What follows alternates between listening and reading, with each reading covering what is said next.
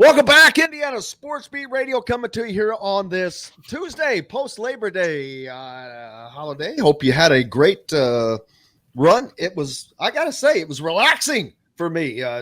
Chronic Hoosier joins us now, along with Dustin Chudy as well. Chronic, how was your weekend, man? It was great. It was like we got a bonus weekend. Not only was it a 3-day weekend, but for, the football opener to get that out of the way on Friday night. You got all day Saturday, all day Sunday, all day Monday, just to kind of vibe and do your Labor Day thing. So certainly a lot better time in Bloomington when the victory flag is flying through the weekend. So great to see the Hoosiers get off with a little tailwind behind them here. Out of the gates, 1-0, overall 1-0 in the Big Ten. Didn't necessarily think it was going to happen, but you got to love their ability to pull it out when it mattered most. One of the things I was going to say, that victory flag, it's going to be flying now for the next 3 weeks because of the schedule. I can easily say that, and that's a huge jump to this season. Not just for the team, for the fans. There was a decent turnout in the Illinois game. It was the west side that would be the east side rather, was relatively full. The students filled their section in. The rest of the spectators, just the upper corner was not filled in.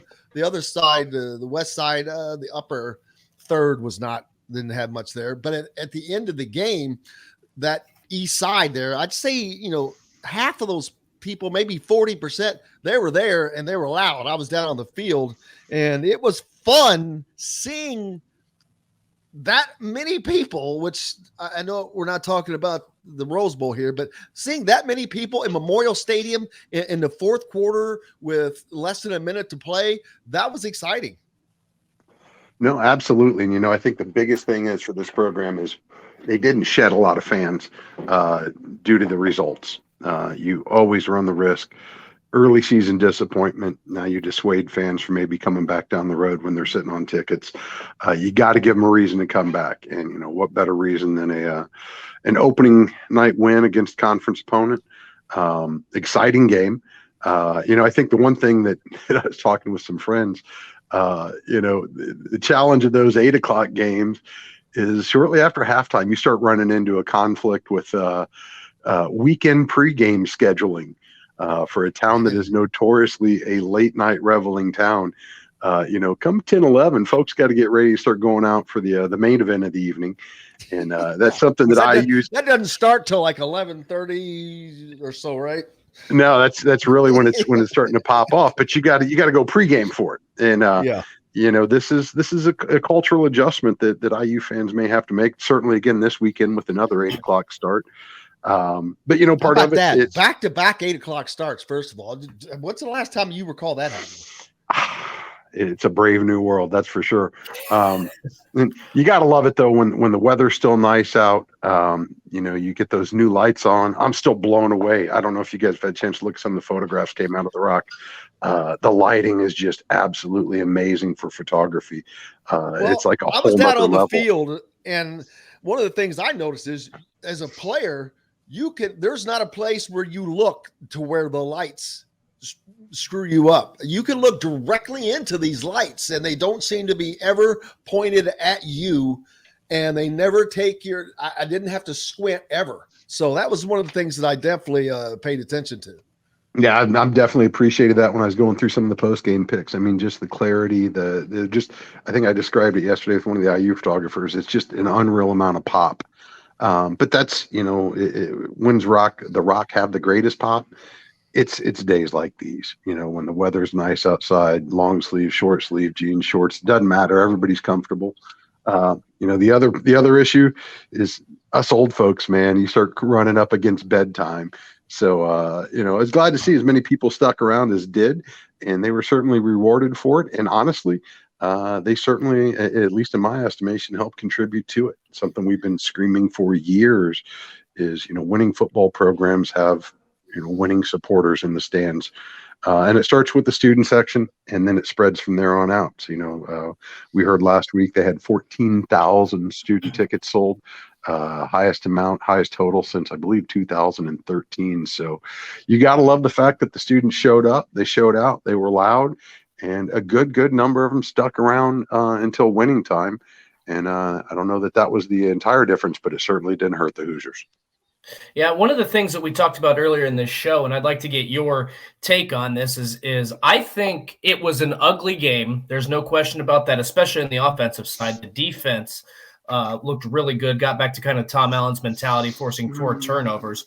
But I think even though it's not – Illinois is certainly not a world beater, I almost think it's good that Indiana won the game the way they did, because – if you win a blowout game, it sets a little bit of a different tone. Obviously, you would have liked to have won that game going away and not created some of those jitters. But I feel like you've also proven to yourself that, hey, if we're not playing well, we still have an opportunity to win games. And to do that in week 1 after 9 straight Big Ten losses, after coming off a 2-10 season and didn't win a conference game, I feel like this not only does the win propel you momentum, but the way that the game was won gives you plenty of momentum.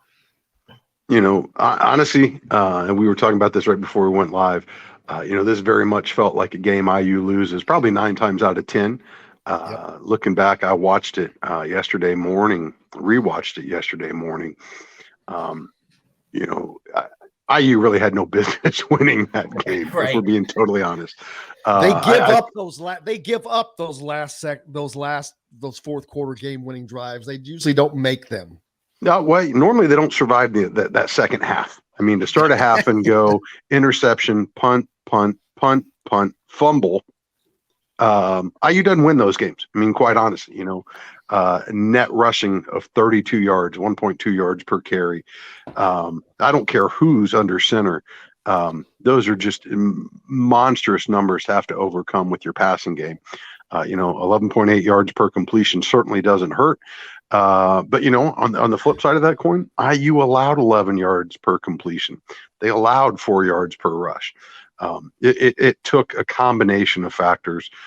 Illinois' abysmal special teams, their decision just to move away from the run. I mean, quite honestly, especially in that second half, I don't think you can credit Charlie Campbell enough for keeping IU within striking distance with the field goals.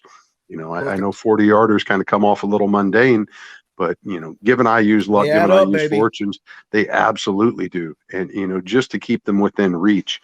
I felt like Indiana got exposed in the trenches on both sides of the ball. Yes. I felt like, in spite of that, at least on the defensive end, that was a vintage Tom Allen bend don't break mentality. Obviously getting back to some takeaways and their ability to change outcomes and change momentum in the middle of the game, I thought was absolutely essential. And then, for all the grief we could give the offense, they got it done when it mattered most. I mean, when all the chips were shoved into in the center of the table, they came out and they cashed out exactly when they needed to. So for a unit that struggled pretty mightily all night long, I think Bazelak was under pressure. About a third of the attempts he had back there to get away with only 1 sack. To put the drive together. He took responsibility for that in the post-game presser, which that's a great leader. But he said, I should have, that was on me. I should have gotten rid of the ball. So it is kind of amazing as poor a job that the offensive line did for the running game, as good as they were able to make it work for the passing game. And if they can just get that figured out, that would make a huge difference. I'm not saying that this is going to be a top 20 team all of a sudden, but if they can get that figured out where they can get the running game worked into this successful passing game that they do have, this is a bowl winning a team, or a team that can win 6 games, which at the start of the season, man, there would have been hardly any chance that I was betting that this was a bowl team. The over and under, by most people set at 5. And I'm like, I will never touch that, because that is the number at the time. Now my view has changed. I very much think that this team can get to a bowl game if they continue to improve on what I saw the other night.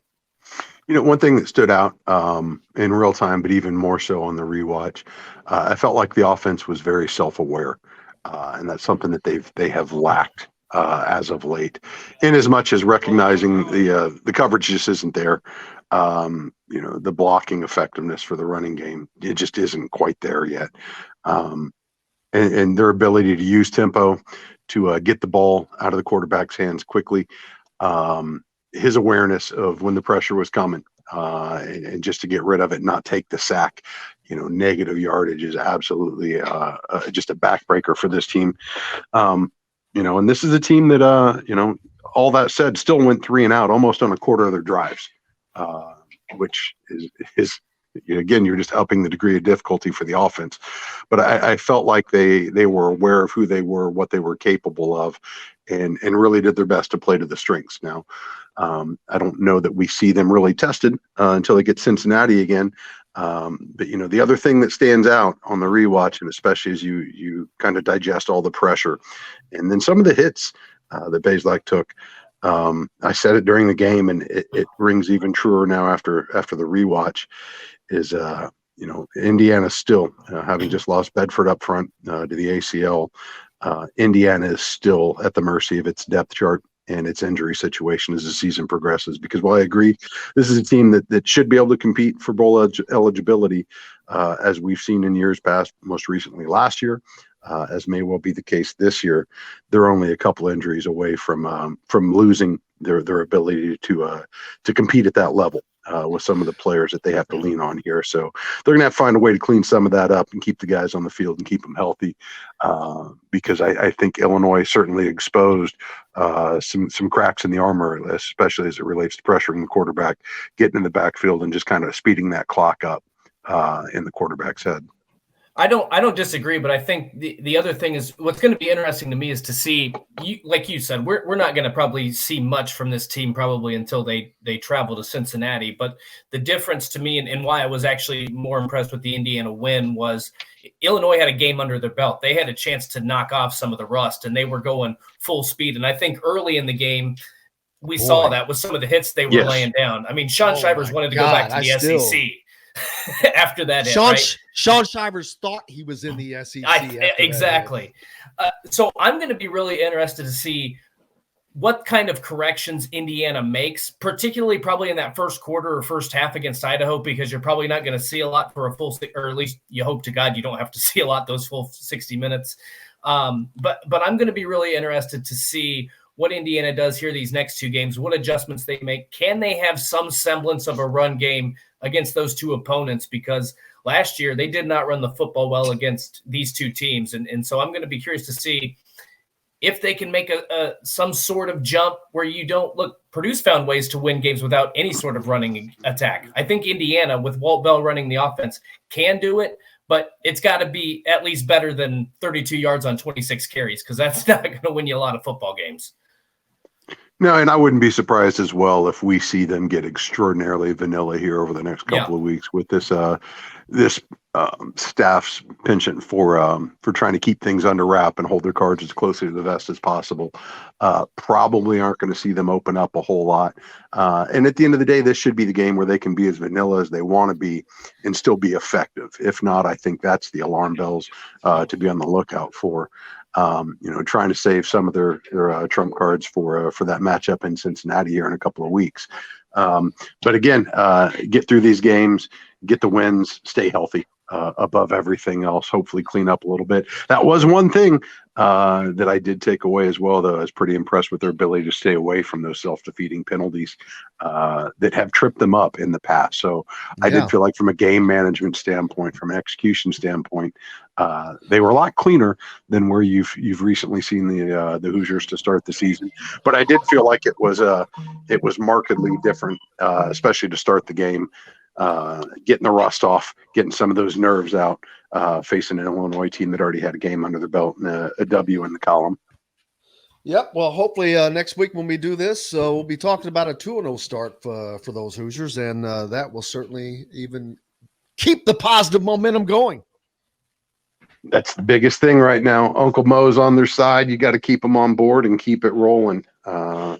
Shouldn't be a problem here. Week? What's up for your week, Chronic? Looking forward to that 8:00. It's nice to be in the groove now. With IU back in session, MCCSC now a month under the books, getting into the rhythm of the fall as the leaves start turning and dropping on us here soon. Just getting it going and keeping it going here. So looking forward to what's hopefully a fun and exciting season here in Bloomington. Absolutely, brother. Chronic Hoosier joining us here on Indiana Sports Beat, brought to you by our good friends from Andy Mora Honda of Bloomington, Bloomington's #1 Honda dealer. Make sure you stop by and get powered away, baby. Have a great one, my friend. Be well, guys. Catch you next week. You betcha. Chronic Hoosier joining us here on Indiana Sports Beat. We've got more to finish this out